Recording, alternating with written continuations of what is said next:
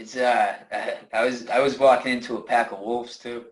Um, cool thing about the high school teams that we wrestled on was that we won from so my eighth grade year, we won New England's all the way into my senior year, and so that was a 5 year span, where we won New England's and no one's ever done that. So you were surrounded by just high level high level New England wrestlers and kids who could perform on the national scene. But what was also cool was we all grew up together, so there was no limit. There was no limit on what the ceiling was. We were just pushing each other every single day and just going hard, and you know we all saw each other's ups and downs. Lived it with each other and felt that out. So walking into that room it was cool, man. I was confident. I felt good. I was I had a lot of energy. Little confidence in my step. So I had no problem walking in there, but I fit the mold. I fit that mold well, and I think that was a good approach. I definitely learned some lessons as things unraveled for damn sure. My first tournament at Lowell Holidays, I only beat this kid 7-3, and I was so on my high horse. I smack his hand and ref pulls me back. I smack it again. Ref ducks a team point. And this is at Lowell, and I don't understand the significance of Lowell as a freshman. And, I understand I want to win. That's the only thing I'm focused on. And I'm pissed that I don't major this kid. So, but not thinking about the repercussions. They dock a team point, shoot, grabs you by the neck. Definitely let me know that will never happen again. So, yeah, it was I came in there with a good confident approach, but it was awesome to just be a part of that culture and that team, that tradition. So looking at your freshman year, you're a 4-time state champ, so you obviously cracked the lineup, and you're wrestling in Lowell. What was your freshman year like, credential-wise? Like, did you win Lowell? You obviously won states. New England's like, what was your freshman season like? Some ups and downs, or was it mostly up? Yeah, freshman year was wild. It was a wild one. I put a lot into the sport, and was living a pretty, really disciplined lifestyle, running every day. Just wanted it. Slow holidays. I walk in, have a pretty solid tournament. Take second. Lost to Sam Shames, who I had beaten the summer before, so I was super frustrated about that. And I wanted to be like a 4-time undefeated New England champion. So right then and there, that's not possible. So it's cool. Makes my goals realistic. So you go back, you rearrange, and but obviously still aiming super high. And now a little bit of the pressure's off. I'm my own guy. And that was kind of me wanting to match Matt's accolades, but I'm my own guy, so I have to walk a different path. And so that was just kind of the first part of that. And I ended up wrestling a really solid season. I made it, to Beast of the East blood round. No, I lost a match before the blood round. So, I went forward to a Beast, had some really solid wins there. I lost to 2 real solid kids also, and kids who would, I end up competing against for, the next, 5 to 6 years after that.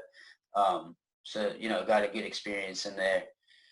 Go to states, wrestled the Nashua South kid, Pat Tarrant, in the finals. And I was just locked in. I was lights out, got on top, got my takedown, analyzed. I always knew what kids were. I knew their tendencies. You can never predict what someone's going to do, but you can analyze someone's tendencies and see what they like to do. And so, figured out his game plan, got my takedown, collected that 2-on-1 and started hitting some tilts. And it's cool because I was always really, aware of how I was, wrestling on the mat. And then I go, to the MOC tournament. So I was a 4-time D1 state champ, but a 3-time MOC. And so my freshman year at MOC's, one of the bigger losses in my career was against this kid, Tanner Burke. And Tanner was a game competitor. He wrestled a lot, came into the barn and wrestled literally with me every single day. And we were competitors, until we grew apart in size. And, then we became pretty good friends. And, but, he locked me down. He shut me down. Another kid who was, really smart. could figure out a match, figure out a game plan. And I still remember he just shut me down. I couldn't get a takedown going.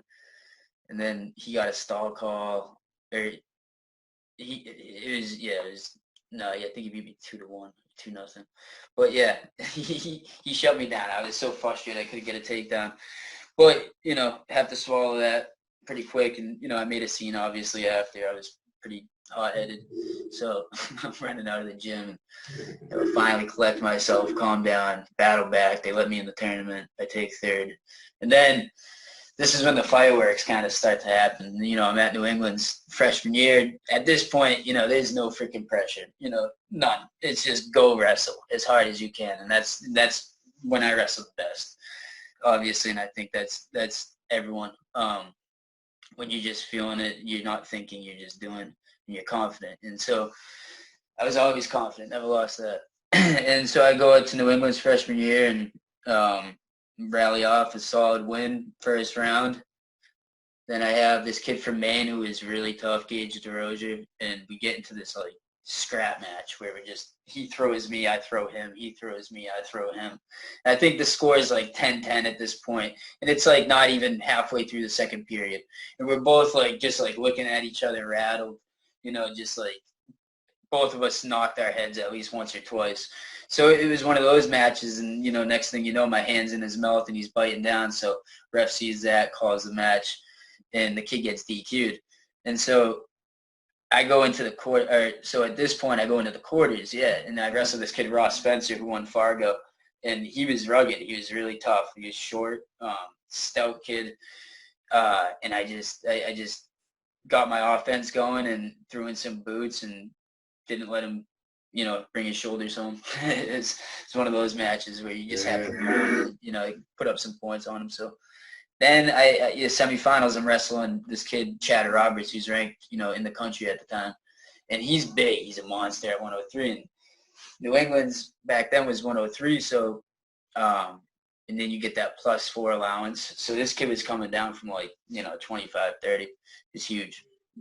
And kids cut a lot of weight back then. And, those days. And so this kid's whooping my butt. He beat me 10-2, third period. I just remember looking at Coach Chu and we just neutral. And so he's just like, go, nonstop. Take down, let him up, take down, let him up, take down, let him up. Match gets to be 14-8, and I'm looking at the clock and there's 20 seconds on it, and I just bait my right leg out. He shoots in. I just go across the throat, dig out an underhook. He picks me up. He's walking around the mat with me on his shoulder, and when he goes to put me down, I just planted my feet, pop my hips as hard as I can, and hit him with a flying cement mixer, and ended up, it was so freaking tight. The second he touched the mat, he was stuck, and so I pin him, and the whole freaking place is electric.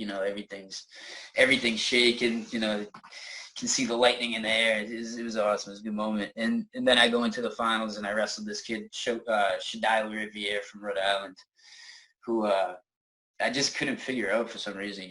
He had such a slow, methodical pace compared to me. He was strong and stingy on the wrist. And, I was just a high flyer. He was a judo kid. And so when I try to go upstairs against those kids who were good with, that upper body stuff, it was dangerous, or nothing was going to happen, whereas against most kids I felt comfortable in a 50-50 leverage battle. So that was freshman campaign.